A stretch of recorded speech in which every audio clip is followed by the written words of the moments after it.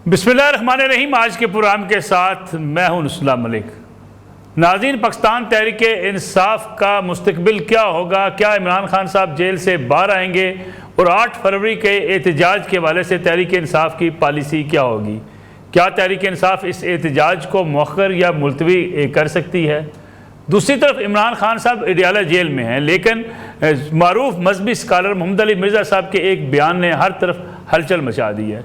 वो कहते हैं कि इमरान खान साहब को जो उस वक्त सूरत हाल इस वक्त सहूलतें मुयसर हैं जेल के अंदर, जनाब वो बड़ी शानदार हैं। उन्हें देसी घी के तड़के वाला खाना भी मिलता है, वो वॉक भी करते हैं, खाने की खुशबू भी आती है वहाँ पे, अखबारात उनके पास हैं, टेलीविज़न उनके पास है। लेकिन पाकिस्तान तहरीक इंसाफ का बयानिया ये है कि उन्हें कैद तन्हाई में रखा गया है। हुकूमत भी ये बात 12 कह चुकी है कि वो कैद तन्हाई में नहीं है, बल्कि उनकी मर्ज़ी के मुताबिक खाना भी उनको मिलता है, नाश्ता भी उनको दिया जाता है और उनको तमाम सहूलियात मुयसर हैं जो एक फार्मर प्राइम मिनिस्टर को होनी चाहिए। हाँ, अलबत्ता मुलाकातों पर अब भी पाबंदी है, मुलाकातें नहीं होने दी जा रही, जिस पे तहरीक इंसाफ जो है वो सरापा एहतजाज भी है। उनकी बहनें भी जाती हैं अडयाला जेल के बाहर, एहतजाज भी करती हैं। क्या अगर 8 फरवरी का एहतजाज मुलतवी होता है तो इमरान खान साहब के ऊपर मुलाकातों की पाबंदी जो है वो ख़त्म हो सकती है? इसको भी जायज़ा लेंगे आज के प्रोग्राम के अंदर। साथ इसका भी जायज़ा लेंगे जो मुल्क की इस वक्त सूरत हाल है, हुकूमत को ख़तरा किससे है? अपनी कारकर्दगी से, इकानमी से, जो इस वक्त चैलेंज है इकानमी का, वो ख़तरात हैं या अपोजिशन हुकूमत के लिए किसी ख़तरे का बायस बन सकती है? ये भी आज के प्रोग्राम का मौजू होगा। मेरे साथ मौजूद हैं मुल्क के सीनियर सहाफ़ी तज़कियाकार जनाब आमर इलियास राना साहब। आमर साहब, आपका बहुत शुक्रिया। उनके साथ तशरीफ़ रखते हैं सीनियर सहाफ़ी, सीनियर तज़कियाकार जनाब इसार राना साहब, जबकि मुल्क के मारूफ मारे इक़्तिसादियात जनाब ज़ीशान खलील साहब भी आज के प्रोग्राम में शरीक गुफ्तगू होंगे। आमर इलियास राना साहब, प्रोग्राम का मैं आगाज़ आपसे करूँगा। मोहम्मद अली मिर्ज़ा साहब के हवाले से जो ख़बरें सामने आई, जो उनकी स्टेटमेंट्स आई, वो उससे लोगों से उन्होंने बातचीत भी की। सूरत हाल तो यकसर मुख्तलिफ बयान कर रहे हैं इंजीनियर मोहम्मद अली मिर्ज़ा साहब। लोग उनके ख़िलाफ़ भी बहुत सी बातें कर रहे हैं। जनाब मोहम्मद अली मिर्ज़ा साहब एक मजहबी स्कॉलर हैं, सियासी अमूर पर बातचीत कर रहे हैं, लेकिन जो कुछ उन्होंने कहा यही तो हुकूमत कहती चली आ रही है। मलिक साहब, क्या इमरान खान और उनकी पार्टी और उनकी बहनों ने ऐसी कोई बात कही है? वैल्यू इस बात की है।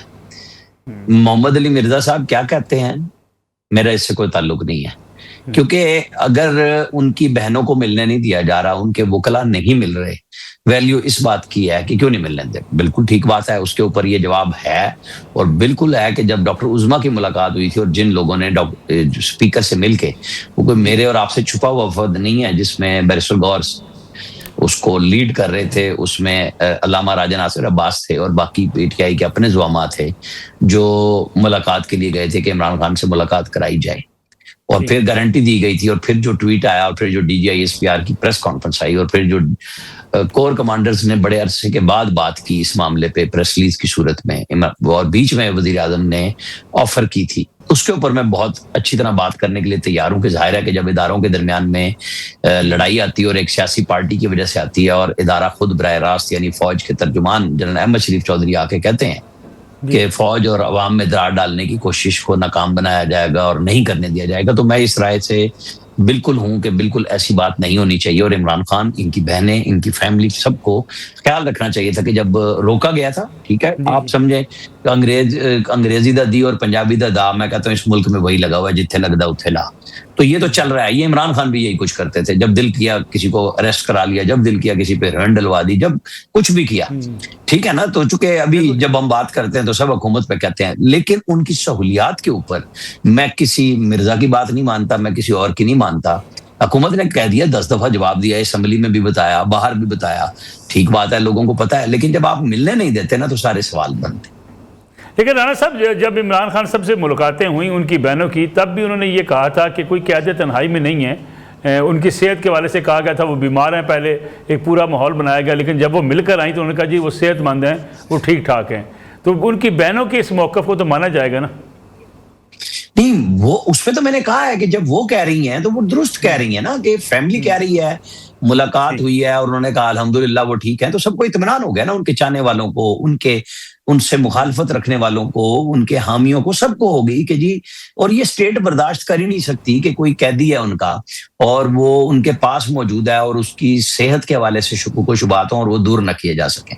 तो मोहम्मद अली मिर्जा साहब की मैं इसलिए राय से कह रहा हूं कि मुझे उस पर कोई तबसरा नहीं करना कि वो क्या कह रहे हैं, वो वैल्यू नहीं रखती। बात वैल्यू रखती है कि क्या पीटीआई अब जो तहरीक तहफ़्फ़ुज़ आईन पाकिस्तान के तहत बातचीत करना चाह रही है वो किसी रास्ते पे आएगी, उसमें से कोई रास्ता बनेगा और इमरान खान से कोई वफद मिल सकेगा इस गारंटी पे कि बाहर आके वो इंतशार नहीं फैलाएंगे, अनारकी फैलाने की कोशिश नहीं करेंगे, फिर ही कोई बातचीत आगे होगी ना। तो वहां तक है, मुलाकात उनका राइट है, लेकिन जवाबन जो कुछ डॉक्टर उज़मा अगर वो खामोश रह जाती, वो ना करती, तो शायद इतनी मुश्किल फिर दोबारा पेश ना आती। तो ये तो सोच के जाना होगा, जिन्होंने भिजवाना है उन्होंने भी सोच के भिजवाना है, जिन्होंने गारंटी दी थी वो तो खराब हुए ना सारे के सारे। बिल्कुल ठीक। अब बैरिस्टर गौर कहाँ खड़े हुए हैं? वो तो कह रहे हैं मुज़ाकरात होने चाहिए, और मुज़ाकरात में और मुलाकात में कौन रुकावट है? उन्होंने खड़े होकर कहा मैं भीख मांगता हूं मुज़ाकरात की, और हमारे अपनों का भी काम है। उन्होंने तो अपनी पार्टी के अंदर उंगली उठाई है ना, चेयरमैन ने, किसी मैंने और आपने तो नहीं उठाई, कि वहां पे सबूताज करने वाले बेशुमार लोग हैं जिसपे बैरिस्टर गौर बड़े रंजीदा हैं। बिल्कुल ठीक है। इसार राना साहब, अगर डॉक्टर उज़मा साहबा ये जो कुछ बयान या स्टेटमेंट्स ना देती तो मुलाकातें अब भी चल रही होती। फिर दूसरा जिसका मैंने अभी राना साहब से भी पूछा था कि पीटीआई एक बयानिया बनाते रही काफ़ी अरसे तक, जी क़यादत तन्हाई में है, मुश्किलात का शिकार हैं, उन्हें अखबार नहीं मिलती, उन्हें कुछ पता नहीं चलता, छोटे से एक सेल के अंदर हैं, लेकिन फिर खबरें ये आ जाती हैं नहीं उन्हें तमाम सहूलियात उन्हें मिल रही हैं। तो ये जो बयानिया बनाया जाता है, पार्टी भी इसी बात का तस्दीक करती नज़र नहीं आती, उनकी बहनें भी कहती हैं वो सेहतमंद हैं, ठीक हैं, पहले कहते हैं जी डॉक्टर्स नहीं मिलने दे रहे, फिर कहते हैं जी हाँ मिलने दिए जा रहा है। हमारी सियासत इन बयानिए की नज़र होगी ये सब कुछ? नहीं, सियासत तो है ही बयानिए का खेल ना, और बयानिए के ऊपर ही सियासत चलती है। और जब से सोशल मीडिया आया है तब से तो बयानिए की ही जंग चल रही है, और तो कोई जंग है नहीं। और अगर ये सोशल मीडिया के ऊपर बयानिए की जंग ना होती तो पीपल्स पीटीआई जो है ऑन ग्राउंड्स तो कब की ख़त्म हो चुकी होती। तो बयानिए ने उन्हें ज़िंदा रखा है।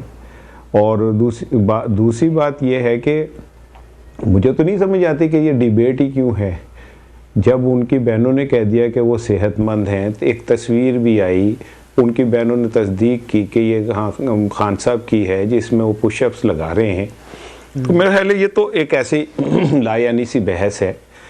जो राना साहब ने बात की वो बिल्कुल ठीक है कि बहस तो ये है कि जो उनके मिल के आके बाहर बात होती है वो होनी चाहिए या नहीं। ठीक। और हर पाकिस्तानी और हर आइन के ऊपर यकीन रखने वाला यही कहेगा कि जी मुलाकात होनी चाहिए, उनका हक है, तो आइन हक देता है।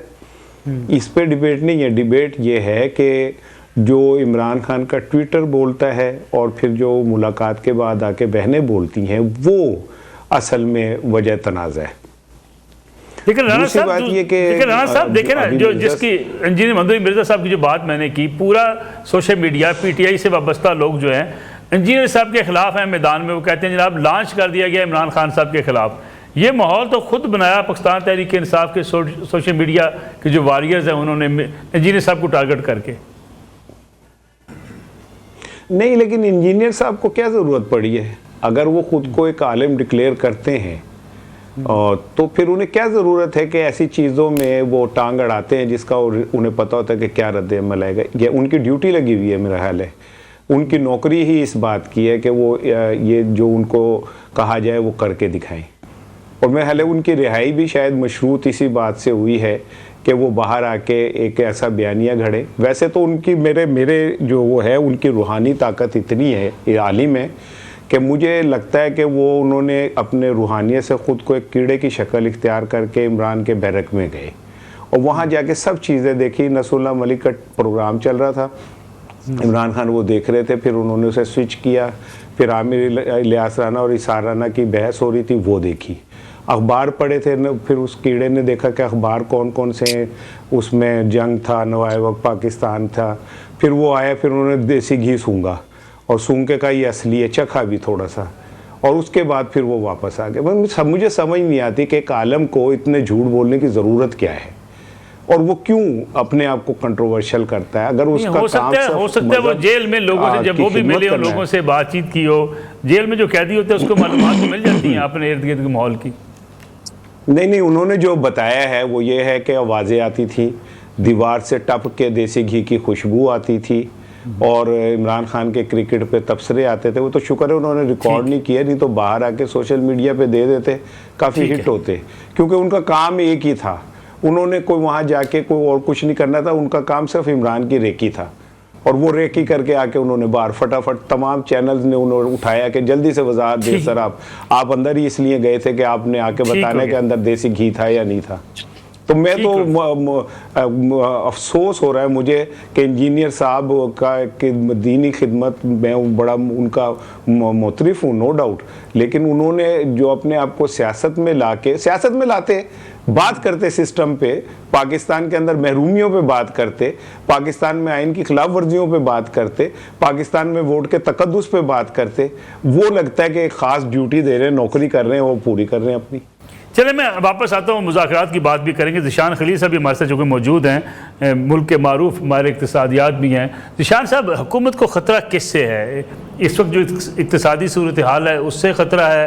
अपोजिशन से ख़तरा तो लगता है कि बज़ाहिर नहीं है, लेकिन जो हुकूमत के दावे हैं कि जनाब पूरी दुनिया में हमारी रैंकिंग बेहतर हो रही है, दुनिया भर के मैगज़ीन जो हैं, जरीदे हैं, वो हमारे बारे में लिख रहे हैं जनाब, हमारी जो इकानमी है वो इस डायरेक्शन उसकी दुरुस्त हो चुकी है, स्टॉक मार्केट अपनी बुलंदियों को छू रही है।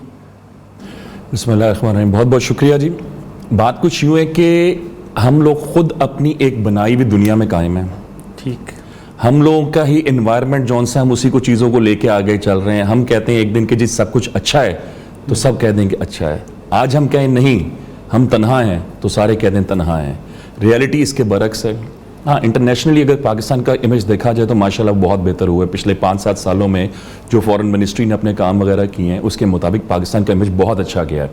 But the main thing is business economy. तो पाकिस्तान में इकॉनमी के क्या हालात हैं? एशारिये आपको क्या कहते हैं? क्या हमारी अवाम जो कि 90+% वो है जो बिलो पॉवर्टी लाइन है, क्या दे आर सेटिस्फाइड? आप और मैं तो चलें जी, आपकी सैलरी से कट गया, मेरे कारोबार पे कट गया, हम लोगों तो स्क्रूड हैं, हमने स्क्रूड ही रहना है। क्या ये पैसा जो इन लोगों का इकट्ठा होता है, और अभी बल्कि दिसंबर का जो टारगेट था उससे बहुत ज़्यादा अचीव किया है बिहार ने, क्या ये आगे ट्रांसफ़र होता है? सवाल यहाँ पैदा होता है। अगर तो ट्रांसफ़र हो, लोग सेटिस्फाइड हों, तो फिर तो हर चीज़ ठीक है। निशान साहब, दो चीज़ें हम मिक्स नहीं कर रहे, एक गवर्नेंस है और एक आपकी इकानमी है। क्या इकानमी राइट डायरेक्शन पे है? गवर्नेंस में तो सवाल उठ सकते हैं जी पैसा इकट्ठा हुआ, लोगों पे सही सर्फ नहीं हुआ, लेकिन इकानमी अपनी डायरेक्शन की तरफ है। इकॉनमी राइट डायरेक्शन में है जी, इकॉनमी राइट डायरेक्शन में, ये तो बात हम लोगों को माननी पड़ेगी, मगर still there are lot to be done. हम लोगों को अभी ईज ऑफ डूइंग बिजनेस के ऊपर बहुत ज्यादा काम, फिर अगेन गवर्नेंस वाली बात आ जाएगी जी कि कैसे तरीके से चीजों को लेके आगे चलेंगे, ईज ऑफ डूइंग बिजनेस कर दें ताकि पाकिस्तान में एक ऐसी एनवायरनमेंट बने कि एफडीआई दोबारा शुरू हो जाए। यहाँ पर पहले टाइम था, बहुत अच्छी इन्वेस्टमेंट्स आती थी, it's been long. Other than जो आपके एक्सपर्ट्स हैं, उनके अलावा पैसा कौन भेजता है पाकिस्तान में? और पाकिस्तान की इकॉनमी बनी उनके सिर पर रही है, जितने आपके रिजर्व्स हैं सारे उनके सिर पे हैं। डायरेक्शन ठीक है मगर इंप्लीमेंटेशन गलत है। हमारा जो ब्रेन ड्रेन है उसने ये मामला सारे ख़राब किया। हमारा आज जो बच्चा काबिल होता है पाकिस्तान में, क्या वो रहता है? मैं अपने बच्चे की बात करता हूँ जी, माशाल्लाह आज काबिल हो जाता है, वो तो कहेगा जी मैंने मिनट से पहले पाकिस्तान से बाहर जाना है। वाई पाकिस्तान? जो फीलिंग्स आपकी या मेरी है ना, माइट भी हमारी अगली नस्ल की वो ना हो। क्यों? इसलिए कि वो अनसर्टेनिटी यहाँ देख रहे हैं। गवर्नेंस को बेहतर करना पड़ेगा, अनसर्टेनिटी को ख़त्म करना पड़ेगा, चूँकि अनसर्टेनिटी इज़ अ किलर, इसको किलर कहा जाता है। तो पाकिस्तान में गवर्नेंस बेहतर हो जाए, हर चीज़ बेहतर हो जाएगी, इकॉनमी राइट डायरेक्शन की तरफ रहेगी। निजकारी के मामला ठीक हैं, आप समझते हैं इन्वेस्टमेंट के जो हम दीगर ममालिक के पास गए हुए हैं उनसे मुआहदे कर रहे हैं, चीन के साथ, सऊदीया के साथ, अमेरिका के साथ, ये सब दुरुस्त हैं? देखें जी, अभी रिसेंटली निजकारी की आपने बात की, रिसेंटली पीआईए की निजकारी हुई, ट्रांसपेरेंट तो उन्होंने कर दी टीवी पे दिखा के। ट्रांसपेरेंसी इसकी हद तक तो बहुत अच्छी थी जी। 10 अरब रुपए का आप बेसिकली रॉयल्टी बेच रहे हैं ना, आपने पीआईए बेच दिया। बाकी आपने कहा जी 125 अरब जौन सा आपने डिफरेंट एसेट्स के ऊपर लगाना है in couple of years. PIA को, गवर्नमेंट को क्या मिला? 10 अरब रुपया। 10 अरब रुपए में तो शायद if I am not wrong कि एक दिन का उनका लॉस कवर हो जाएगा। तो जहां इतने सालों के लॉसेस थे वो कहां जाएंगे? ये ट्रांसपेरेंसी जरूर है, मामला अच्छी डायरेक्शन की तरफ है, बट क्या ये फिगर ठीक है? अभी आप देखें, पहले एक कंपनी ने 1 अरब की शायद लगाई थी ऑफर, जिसको डेफर करके यहां तक लेके आए ये लोग। ये हमारी जीत नहीं है। लेकिन निशान साहब, जो हुकूमत है वो कहती है, निजकारी करने वाले ये कहते हैं कि मैं हर जो है साल अगर 100 अरब रुपये लगाने पड़ते थे तो 100 अरब तो वो बच गए हमारे। जी 100 अरब रुपए तो बच गए, बिल्कुल ठीक है, मगर पिछले 2000 अरब ज़ाया किए, उसके अगेंस्ट क्या मिला? 10 अरब रुपया। इलेक्शन आप लड़ते हैं तो उसमें जमानत कुछ जमा करानी पड़ती है, एक लिमिट तक आप वोट ना ले सकें, आपकी जमानत जब्त हो जाती है। हम तो वो पैसे नहीं पूरे कर सके अपने। ठीक, वैल्यू गलत थी मेरे हिसाब से, बट ठीक है, कोई बात नहीं जी, हो गया। Let's hope for the best. आएगा अल्टीमेटली पैसा पाकिस्तान में ही, इसको मजीद रूट्स मिलेंगे यहाँ से। हमारे देखें एयरपोर्ट है, एविएशन के पास है सारा जी, सारी चीज़ें वही चलेंगी ना, मजीद फ्लाइट्स भी आएंगी। हर चीज़ के पीछे अनसर्टेनिटी का आंसर आता है। अनसर्टेनिटी को ख़त्म कर दें, पाकिस्तान का मजीद इमेज बेहतर हो जाए तो इतनी अच्छी इन्वेस्टमेंट्स आपके यहाँ आ सकती हैं, इतनी डेवलपमेंट हो सकती है कि आप सोच नहीं सकते। इतने आपके बेतहाशा रिसेंटली इंडस्ट्रियल जोन्स बन रहे हैं, बिल्कुल ठीक। वहाँ पर जगह नहीं लोगों के पास लेने के लिए, इतनी ओवर बुकिंग है वहाँ पर। वाई? कि लोगों का कॉन्फिडेंस है। बट एक इंडस्ट्री को खड़ा करने में 3 साल लगते हैं, और उस 3 साल में 35 डिपार्टमेंट्स के साथ जो आपको मगजमारी करनी पड़ती है, तो फिर सबको पता है तो मामला तो बेहतर करना पड़ेगा। बिल्कुल ठीक है, गैर यकीनी सूरत को बेहतर करना पड़ेगा। एक ब्रेक लेने, निशान साहब ब्रेक से वापस आते हैं तो यही सवाल रखेंगे हम आमिर इलियास राना साहब के सामने भी। गैर यकीनी सूरत जुड़ी है आपकी सियासी सूरत के साथ, इससे हम कैसे निकलेंगे, इस पर बात करेंगे ब्रेक के बाद। पुराना में एक बार फिर खुश आमदेद। आमिर इलियास राना साहब, जिस इकानमी की हम बात कर रहे हैं, गैर यकीनी सूरत हाल, वो कहते हैं निशान साहब कि जनाब हालात बहुत अच्छे हैं, डायरेक्शन ठीक है, लेकिन हमें गैर यकीनी सूरत हाल और अपनी गवर्नेंस बेहतर करनी होगी। यही सवाल मैंने आपसे पूछा था कि हुकूमत के लिए चैलेंज क्या होगा। फिर दूसरा जिसका जिक्र आपने किया, तहरीक तहफ़्फ़ुज़ आईन पाकिस्तान, क्या उनके साथ मुज़ाकरात हो पाएंगे, कुछ मामलात आगे की तरफ बढ़ेंगे या महज बयानबाजी चलती रहेगी? मलिक साहब, मैं पहले पिछले सवाल का जो आखिर था ना, राना साहब ने जवाब दिया कि ये इंजीनियर मिर्जा झूठे हैं। मैंने इसीलिए इंजीनियर साहब की बात पे जवाब नहीं दिया कि मैं ये नहीं तोल सकता बात को कि वो किसके कहने पे या खुद कह रहे हैं। देसी घी की खुशबू तो किसी को भी आ सकती है, अगर किसी ने खाया हो जिंदगी में तो उसको पता चल सकता है, फील किया हो उसको। लिहाजा मैं इस बात को तो मुस्तरद करता हूँ कि झूठ कह दिया जाए। जैसे मैंने इद्दत वाले केस पे कभी ये नहीं कहा कि वो केस क्या है, मैंने कहा इमरान और माने का दोनों झूठे हैं। दोनों ने मिल के पूरा टाइम अच्छे वक्त में गुजारा, और लोगों की प्रमोशनें भी माने का साहब के कहने पे इमरान खान ने नहीं होने दी। तो इसी तरह मैं इंजीनियर मिर्जा साहब की इस बात पे तो नहीं आया ना कि वो क्या कह रहे हैं, लेकिन अगर उनको कोई झूठा कहेगा तो सच्चा कैसे? मैं मान लूं कि राना साहब की इंफॉर्मेशन बड़ी अच्छी है तो उस पर मैं तबसरा नहीं करूंगा। हाँ, अब आप आ जाए इकोनॉमी के ऊपर। इकोनॉमी आज का प्राइम मिनिस्टर के लिए सबसे बड़ा सवाल है, चूंकि देखें आपने दिफा के मामलात में, खारजा मामलात में बड़ी अच्छी बर्तरी हासिल की, आपने विजिट भी बहुत अच्छे किए, दुनिया हमें मानती भी है। लेकिन अब इस मानने का और हमारे विजिट्स का जो असल काम है वो है गवर्नेंस के साथ भी। वो ये है कि जो आप गुफ्तगू करते हैं, MOU साइन करते हैं, वो मुआहिदों में क्यों नहीं बदलते हैं। वो सिर्फ माहौल की बात नहीं है, हमारी जो ब्यूरोक्रेसी है, जो हमारा सिस्टम है, उसमें कैपेसिटी के ना होने का। ये मेरी अपनी राय है। मैंने बहुत लोगों से बातचीत की है इस बारे में। इमरान खान के दौर में भी मोहम्मद बिन सलमान ने कोई 2 नंबर गुफ्तगू नहीं की थी, वो करना चाहते थे इन्वेस्टमेंट, लेकिन यहां से कुछ बन ही नहीं सका। इमरान खान मीटिंग पे मीटिंग करते थे, इवन मुईद यूसुफ को बोर्ड ऑफ इन्वेस्टमेंट का गैर रस्मी तौर पे सरबराह बना दिया था कि तुम चलाओ भाई, जो नेशनल सिक्योरिटी में बैठे हुए थे। ये सारी चीजें थी। और आज भी शहबाज शरीफ जैसा जो दिन रात मेहनत करने वाला बंदा है, मीटिंग्स कर रहा है, इस साल का आगाज ही उन्होंने माशी चीजों को लेके किया है। लेकिन मैं कहूंगा कि जी बहुत टाइम गुजर गया, अब हमें नतीजे चाहिए, आपकी मीटिंग्स नहीं चाहिए। हमें सिर्फ और सिर्फ ये चाहिए कि जी इस मुल्क से मायदा हो गया, और ये हम मतलब इवन फेडरल कैपिटल में सऊदी अरब हो, दूसरे अरब ममालिक हो, कईयों ने कहा कि हम होटल बनाएंगे, हॉस्पिटल बनाएंगे, वो नहीं आप मैच्योर कर सके। आपको अपना हॉस्पिटल खुद बनाना पड़ रहा है एक, ठीक है, यहाँ पे जिना हॉस्पिटल। ये वो चीजें हैं जो क्वेश्चन मार्क लगाती हैं कि हुजूर बहुत अच्छा है बाहर, अब अंदर भी अच्छा करके दिखाएं ताकि लोगों को इंडस्ट्री में भी रोजगार मिले, यहाँ पे इन्वेस्टमेंट डायरेक्ट आए, लोगों के पास पैसे हों, कुव्वत खरीद बढ़े, तो महंगाई का खुद ब खुद रोना खत्म हो जाएगा। तो ये हमें करना होगा। अब उसके लिए माहौल अलग से बात है, एक वो भी जरूरी है। जो तहरीक तहफ़्फ़ुज़ आईन पाकिस्तान से मुज़ाकरात की प्राइम मिनिस्टर ने ऑफर की, उन्होंने भी कह दिया महमूद खान अचकज़ई को लगता है कि अपोजिशन लीडर भी बना देंगे, क्योंकि वो PTI का जो 3 महीने का ढकोसला था ना कि देखें हमारे स्पीकर साहब बना नहीं रहे, तो स्पीकर ने तो ऐलान किया था ऐवान में भी और लिख के भी कहा था कि आप लोगों ने केस किया हुआ PTI के साबका अपोजिशन लीडर उमर अयूब ने पेशावर हाईकोर्ट में, तो मैं तो बंधा हुआ हूँ। अब आके उन्होंने उसका जवाब दिया। अब देखें स्पीकर ऑफिस उसका जवाब देगा, तो मेरा ख्याल है कि जब वो बेहतर होगा तो ये चीजें आगे बढ़ रही हैं, ताकि फिर स्पीकर ही वो किरदार अदा करेंगे। जैसे मैं पहले कह रहा था कि उन्होंने ही इजाजत दिलवाई थी डॉक्टर उज़्मा की, तो फिर अब आपको उनके जरिए राना सनाउल्लाह बार बार बात कर रहे हैं। स्पीकर एक ऐसा ऑफिस है जो प्राइम मिनिस्टर, गवर्नमेंट, एस्टेब्लिशमेंट सबके साथ आपका रास्ता खोल सकता है, बशर्ते कि आप रास्ता खुलवाना चाहें। क्योंकि ये जब गारंटी दे के जाएंगे और जवाबन आके बिहेव करेंगे, मैं ये बात बार बार इसलिए कहता हूं कि अगर एक मीटिंग करवा भी लें ये सारे मिल के और जवाबन वही कुछ होगा, तो फिर इनके लिए तो मसाइल बढ़ जाएंगे ना, और कुछ नहीं होगा। लेकिन मेरी ये ख्वाहिश है कि तहरीक तहफ़्फ़ुज़ आईन पाकिस्तान का प्लेटफॉर्म हो या दुनिया का कोई भी हो, जो सियासी अनसर्टेनिटी को खत्म करे और पीटीआई को सियासी तौर पे मौका और रास्ता लेना चाहिए, बजाय इदारों के साथ लड़ाई लड़ने के। बिल्कुल उनसे दोस्ती ना करें, आप अपने काम को तो ठीक करें ना, इदारों पे तनकीद बंद करें और सियासी रास्ता अपनाएं। आप मैंडेट की, वो मैं अभी सुन रहा था मलिक अहमद खान साहब का, उन्होंने बताया कि पंजाब असम्बली में टोटल 16 केस हैं पीटीआई के, फॉर्म 45 और 47 के। और कहानी देखें, यहाँ पे जनाब हमारे दानिश्वर थकते नहीं है 47 45 की बात करते हुए। जाए ना जरा पंजाब असेंबली के स्पीकर को चैलेंज कर दें कि झूठ बोलते हैं। बिल्कुल ठीक है।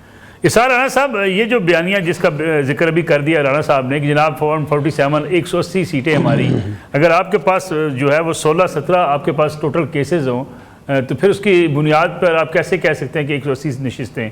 दूसरा, आपको भी लगता है कि अब तहरीक तहफ़्फ़ुज़ आईन पाकिस्तान के साथ मामला कुछ आगे बढ़ेंगे? सिंध हुकूमत ने तो एक अच्छा रिस्पांस दिया, मुराद अली शाह साहब ने फ़ोन भी कर दिया जनाब के वज़ीर आला खैबर पख्तूनख्वा, आइए तशरीफ़ लाइए, मुलाकात भी होगी। शफी जान साहब कहते हैं हाँ जी मीटिंग भी हम करेंगे। एक अच्छा जेस्चर दिया है, तो सियासी जो टेंशन है उसमें कमी आपको आती दिखाई देती है?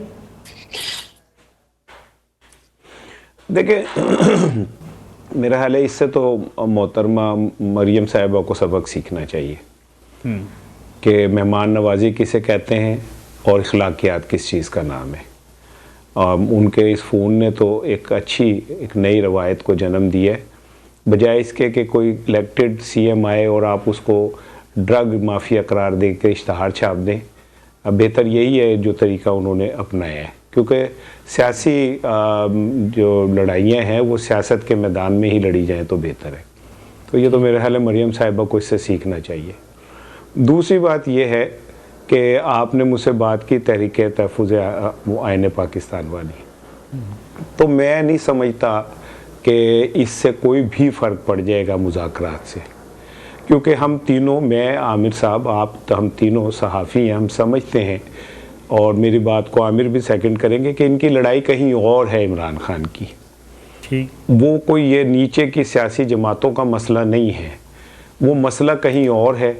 और वो मसला जब वहाँ से सॉल्व हो जाएगा या मसला अड़ा रहेगा तो मामला ऐसे ही रहेंगे। अच्छा, हाँ, अगर वहाँ पे कोई एंगेजमेंट सॉरी टू हो इंटरप्ट यू राणा साहब, ये लड़ाई के जब हम लफ्ज़ इस्तेमाल करते हैं, एक सियासी जमात को अपनी फ़ौज के साथ लड़ाई लड़नी चाहिए या ये कहना चाहिए कि लड़ाई हमारी उनके साथ है?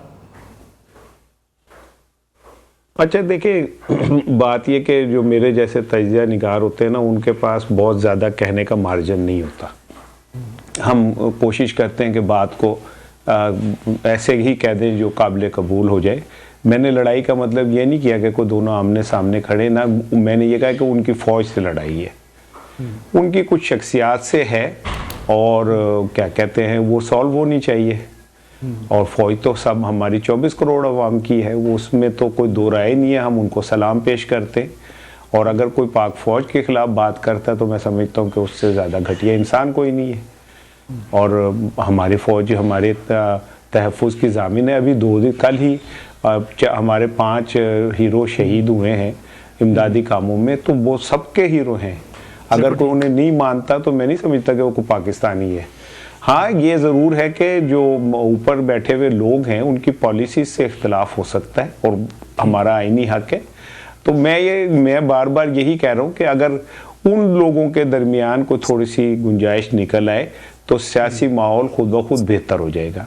हाँ, अगर शहबाज शरीफ साहब वाकई इसमें संजीदा हैं तो कुछ उन्हें ऐसे इकदाम करने चाहिए हैं जिससे कॉन्फिडेंस जो लेवल है वो बेहतर हो। मिसाल के तौर पे कौमी असम्बली में आप उनका कायदे हज़्बी इख्तिलाफ क्यों नहीं रख रहे, सेनेट में क्यों नहीं मान रहे? उनका केस ही अगर आप ये काम तो कर सकते हैं। तो अदालत में तो एक प्राइम मिनिस्टर का भी केस था, फर्द जुर्म लगी हुई थी जब उन्होंने उसे खुद प्राइम मिनिस्टर चैलेंज बनाया गया था। स्पीकर जी, उन्होंने खुद ये चैलेंज किया हुआ था कि जब अपोजिशन लीडर तो मैं हूं, जब तक वो मामला सेटल नहीं होगा, ये एप्लीकेशन उन्होंने वापस ली, अब उनका अनाउंसमेंट हो जाएगी। नहीं तो अभी तक क्यों नहीं हुई? ये तो नहीं कहा जा रहा कि इस वजह से नहीं हुई थी, उन यही पे तो कहा कुछ और इल्जामात हैं, नहीं, यार, उनकी सादर साहब तस्वीरें ने हैं, नहीं कुछ और तक। मेरे ख्याल में राणा साहब अब कहा है ना आमिर साहब ने, रियाज सादिक साहब ने यही कहा था ना जी। उन्होंने एक दफा नहीं कई दफा कहा, ऐवान में भी अनाउंस किया, लिख के भी जवाब भिजवाया इनको जब इन्होंने कहा था कि जनाब आपका केस सब जुडिस है और उसमें मैं फैसला नहीं कर सकता। तो ये 3 महीने बाद क्यों लेके आए फिर? अगर और ये सुब- झूठ और बोल रहे सेनेट? स्पीकर, और मैंने सेनेट? कौमी असेंबली की और बात की सेनेट है, में? सेनेट में जाके पीटीआई ने उठाया अच्छा था नहीं, वो लेकिन मैं मामला। कह रहा हूँ सेनेट में अरे भाई मैं भी यही कह रहा हूँ कि सेनेट ठीक है में ना? अली जफर साहब नहीं, का जब मामला उन्होंने उठाया। अनाउंस कर दिया है तो नहीं, वहां पे announce क्या कर देना, कबाहत है वहां पे उनको पीटीआई ने क्या काम करने किया? के? जिस तरह अभी आपने राणा साहब बड़े अच्छे अंदाज से फौज और आर्मी चीफ को अलग कर दिया, जबकि आर्मी चीफ और फौज बिल्कुल एक चीज है। नवाज शरीफ साहब ने जब जनरल बाजवा साहब और जनरल फैज हमीद साहब कहा, और 2 दफा कहा, ठीक है, इससे ज्यादा नहीं कहा, और खुल्लम खुल्ला कहा, लेकिन ना मजाहमत कराई, ना लोगों को उकसाया, ना 9 मई कराया, ना 26 नवंबर कराया। बड़ा फर्क होता है कि जब आप बात करते हैं, और आपने बहुत अच्छे अंदाज से फौज को अलग कर दिया आर्मी चीफ से कि जी हमारी तो पाक फौज बड़े हम हीरो हैं, लेकिन उनका सरबराह बड़ा फारिग है। ये मकसद आपने ये बड़े अच्छे अंदाज से वो प्रोपेगेंडा जो पीटीआई कर रही है एक्चुअली वो कर दिया कि फौज के सरबराह से है शख्सियत, मतलब आपने नाम नहीं लिया, आपने कहा शख्सियात से है।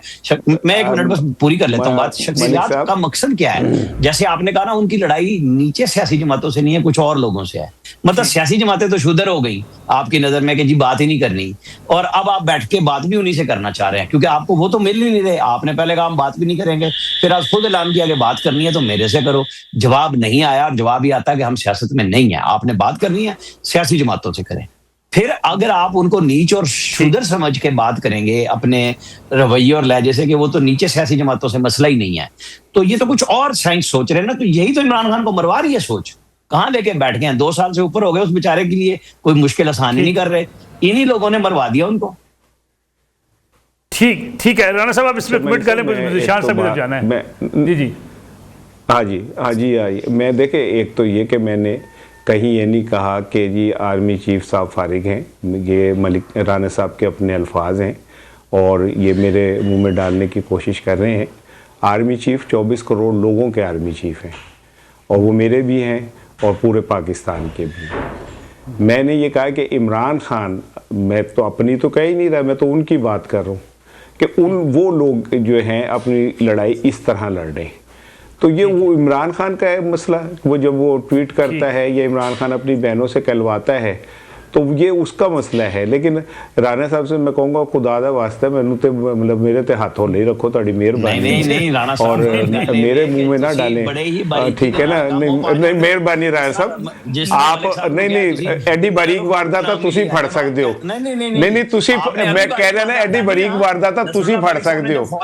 नहीं तुसी एडी बारीक वारदात तुसी फड़ सकते हो ते फड़ के रोला भी पा सकते हो। तुसी पहला कह के मैं इंजीनियर नू झूठा किया है, फिर अब आपने ये वाली गेम मेरे पे डाल दी। मैं हाथ जोड़ रहा भाईजान, माफ कर दियो, आप अवार्ड याफ्ता हैं, हम जैसे लोगों को जिंदा ही रहने दें बस।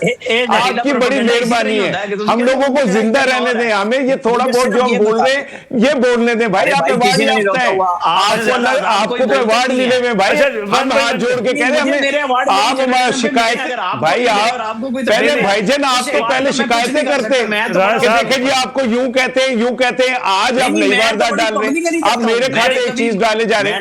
मैंने तो नहीं कहा, आप कभी आप पहले शिकायतें करते हैं कहीं जाके, देखे जी वो ऐसे कहा जाता है प्रोग्रामों में, आज आप उस बात को सेकंड करवाने की कोशिश कर रहे हैं। मैंने तो किसी का नाम ही नहीं लिया था। अच्छा चले मलिक साहब इन्होंने किसको कहा जब आपने आप ऐसी गेम डाल देते, आपने अपने खाते में जाके राणा साहब मेरे कैसे तर्जुमानी कर सकते हैं? दोनों मेरे तर्जुमानी कैसे कर सकते हैं? आप मेरे मुंह में कोई ऐसी बात डाली मैंने नहीं कही। इसार साहब सुन लें, ऐसी बात मलिक साहब मेरा इसार साहब एक मिनट, इसार साहब मैंने आप कौन होते हैं?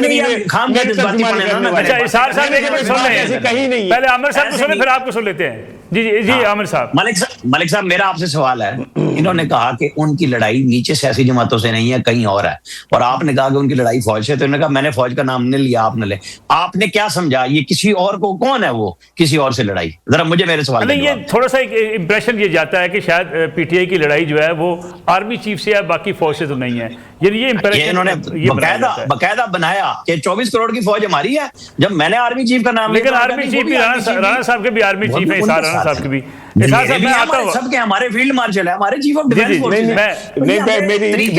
नहीं डालना चाहिए। मैं आता हूं, जी जी साहब निशान साहब की तरफ जाऊं मैं। नहीं मैं ये जुमला, हाँ ये आज ही जाए। देखिए बात ये है कि ये जो बारीक वारदात राणा साहब कर रहे हैं ना, ये बहुत अरसे से इनकी कोशिश है कि जो लोग इस तरह कोई भी बात, हम तो तजिया कर रहे हैं ना, मैं तो ये कह रहा हूं वो ये ऐसे कर रहे हैं या वो ये समझते हैं, ठीक है, मेरे खाते तो ना डाले। नहीं आपके खाते नहीं डाले, मैं कह रहा हूं नहीं आप खाते, मैं कह रहा हूं कि वो मैं आता हूं वापस आपसे करवाऊंगा। ये मेरी बारीक वारदात, ये चंगे एसएचओ मेरे सर पे लग गए भाई। नहीं आता हूं वापस आपकी तरफ, आता हूं राणा साहब, आता हूं आपको जिशान खलील साहब बहुत पसंद है, मैं जिशान साहब का तबसरा ले लूं, नहीं देना चाहता कि आपने छांटे उठाए हैं और अपनी मर्जी से लोगों को फिल्मी डायलॉग बोल, मैं राणा साहब आता हूं वापस आपकी तरफ। राणा साहब को तो नहीं मार रहे ना, आप शिकायतें कभी कहीं शिकायतें कर रहे होते हैं, देखो ये प्रोग्राम में शांटे मार रहे होते हैं, आप कुछ नहीं कह रहे, कभी आप कुछ कर रहे हो, आप बकरे एसएचओ लग गए लोगों के ऊपर, राणा साहब आप बकरे एसएचओ लग गए लोगों के ऊपर, क्या आप वारदातें पकड़ने निकले? आप कहने में अच्छा राणा साहब अंदर से इस तरह की चीजें डालते जो तमगे हमें मिले हैं ना हमारी जो थानेदार बन राणा गए साहब